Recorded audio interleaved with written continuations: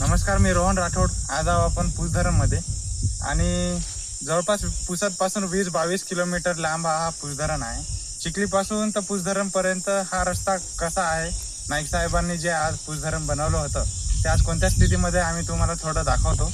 हा फक्त धरणासाठी नाही आहे, पण एक पर्यटन स्थळ म्हणून लोक इथे येत असतात.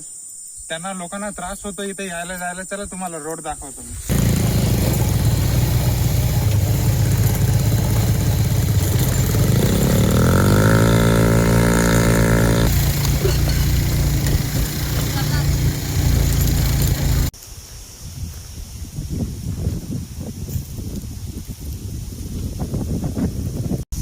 आता जे तुम्ही क्लिप बघितली ते आहे पुसधरणच्या एकदम वरच्या टोकाला, आणि हे आहे गेस्ट हाऊस जे साहेबांनी बनवलं होतं.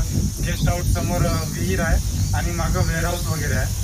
ते त्या काळात बनवलं होतं की जे गेस्ट वगैरे येणार तिथं आराम करणार आणि दुसऱ्या दिवशी जाणार, त्या संदर्भात त्यांनी बनवलं होतं. आणि नाही का, सध्या तर हा पूर्ण बंद आहे.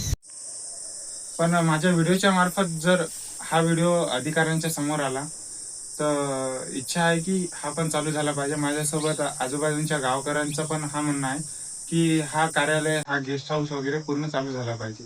चला, समोरचा हा व्ह्यू तर तुम्ही बघितला, मागचा पण व्ह्यू तुम्हाला दाखवतो.